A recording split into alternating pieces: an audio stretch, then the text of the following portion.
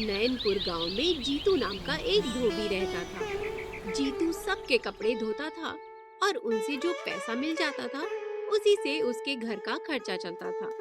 जीतू अपने परिवार में माँ बाप, उसकी पत्नी लता, एक बहन ललिता और बेटे संजू के साथ रहता था। संजू 10 साल का था।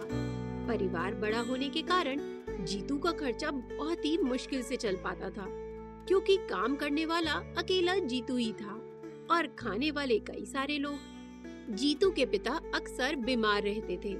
जीतू कपड़े धोने के लिए तालाब के पास जाया करता था।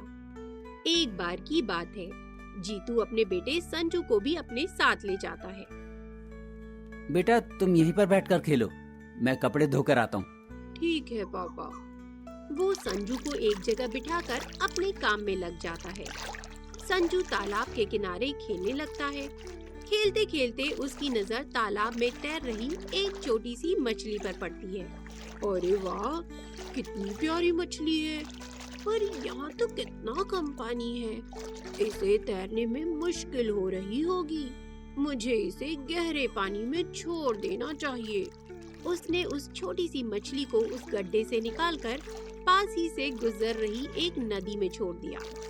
मछली बहुत खुश हो गई और खुशी खुशी तैरने लगी। एक बार की बात है, जीतू के पिताजी की तबीयत बहुत खराब हो गई। उन्हें अस्पताल में भर्ती कराना पड़ा और डॉक्टर ने जीतू से कहा, आपके पिताजी की तबीयत काफी नाजुक है, तुरंत आप 1 लाख रुपए काउंटर पर जमा करा दीजिए और ये दवाई की पर्ची है, आप शहर जाकर ले आइए। शहर जाकर? क्या ये दवाइयाँ यहाँ नहीं मिलेंगी? नहीं, ये यहाँ नहीं मिलेंगी, पर्ची में पता लिखा हुआ है, आप जल्दी से जाइए। इतना कहकर डॉक्टर चला गया। अब तो जीतू के सर पर जैसे पहाड़ टूट पड़ा। उसको समझ में ही नहीं आ रहा था कि इतने सारे पैसे कहाँ से लाए। तभी जीतू की पत्नी जीतू से कहती है, आप चिंता मत करिए, मैंने कुछ पैसे बचा कर रखे हुए हैं, ये ले लीजिए आप। जीतू उन पैसों को लेकर दवाई लेने के लिए शहर की तरफ निकल जाता है, लेकिन एक सड़क दुर्घटना होने की वजह से जीतू की जान चली जाती है। अब तो जीतू के घर पर जैसे मुसीबतों का पहाड़ टूट पड़ता है। डॉक्टर भी पैसा ना जमा कराने की वजह से जीतू के पिताजी का थोड़ा बहुत इलाज करके छुट्टी दे देते हैं। लता ये सोच सोच कर परेशान हो रही थी कि क्या किया जाए, इतने सारे पैसे कहाँ से लाए जाए। एक मुसीबत टली नहीं थी कि दूसरी आ गई। अब सारी जिम्मेदारी लता के ऊपर आ गई थी। अब मैं क्या करूं? जीतू की जगह अब मैं ही कपड़ा धोने जाया करूंगी। लता ने कपड़ों का गट्ठर उठाया और तालाब की तरफ चल दी और रास्ते में खुद से बातें करते हुए जाती है। कम से कम इससे रोज का खर्चा तो निकलेगा। बैठे रहने से कैसे चलेगा घर, कुछ तो करना ही पड़ेगा। ये सोचते सोचते वो तालाब के पास पहुंच गई। तब लता ने देखा कि जिस तालाब के पास जीतू कपड़े धोता था उसमें तो बहुत कम पानी था। तो वो अपने आप से कहती है, अरे ये क्या, इसमें तो बहुत कम पानी है, इसमें कपड़े कैसे साफ हो पाएंगे। तभी लता ने देखा कि पास की नदी में ज्यादा पानी था, तो वो नदी के पास कपड़ा धोने के लिए चली जाती है और वहीं बैठकर सोचने लगती है, हे भगवान, अब पिताजी का इलाज कैसे होगा? जीतू की बहन भी है, उसकी शादी भी करनी है, उसके लिए भी पैसे चाहिए, पूरे परिवार का खर्चा भी चलाना है। ये सब कैसे हो पाएगा?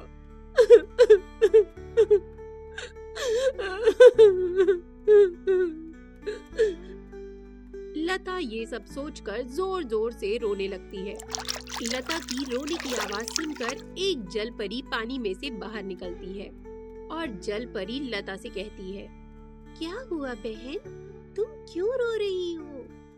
कौन हो आप और आप मेरी परेशानी जानकर क्या करोगी? क्या हुआ बहन, तुम बताओ तो, शायद मैं तुम्हारी कुछ मदद कर सकूं। अब मैं क्या बताऊं बहन, हम पर तो मुसीबतों का पहाड़ टूट पड़ा है। मैं तुम्हारी परेशानी अच्छे से समझ सकती हूँ।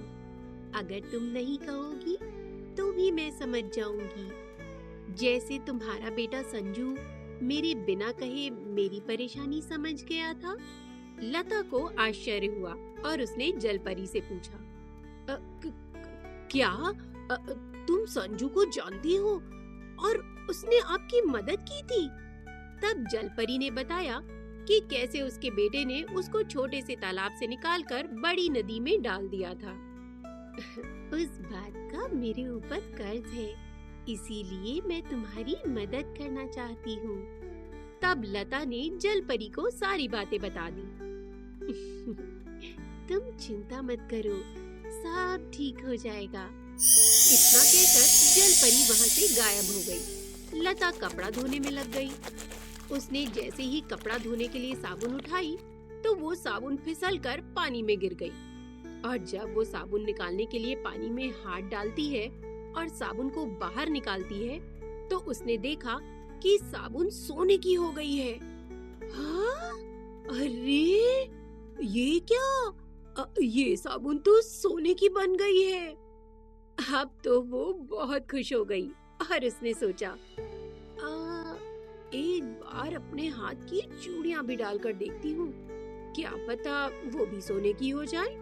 उसने अपने हाथ की चूड़ियां निकाली और नदी के पानी में डाल दी। थोड़ी देर बाद जब उसे निकाला तो वो चूड़ियां भी सोने की हो गई थी। उसके बाद उसने अपनी चप्पल और गले की माला भी नदी के पानी में डाल दिए। कुछ देर के बाद जब उन्हें निकाला तो वो सब कुछ सोने का हो गया था। अब तो उसकी खुशी का ठिकाना न रहा।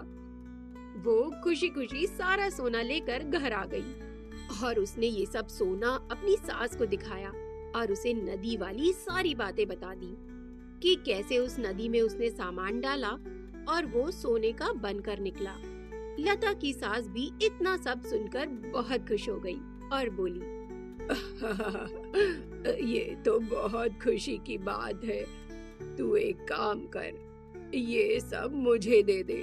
मैं जाती हूँ और इसे सुनार के यहाँ बेच कर आती हूँ, जिससे हमें कुछ पैसे मिल जाएंगे। लता की सास सारा सोना लेकर सुनार की दुकान पर चली जाती है और उस सोने के बदले उसे ढेर सारे पैसे मिलते हैं, जिससे लता अपने ससुर जी का इलाज अच्छे अस्पताल में कराती है और वो ठीक हो जाते हैं। और कुछ पैसों से वो घर पर एक दुकान खोल लेती है, जिससे उसके घर की स्थिति भी ठीक होने लगती है और कुछ ही दिनों में उसका परिवार हंसी खुशी रहने लगता है। तो बच्चों, इस कहानी से हमें ये शिक्षा मिलती है कि अगर हम निस्वार्थ भाव से किसी की मदद करते हैं तो भगवान भी हमारी मदद जरूर करते हैं।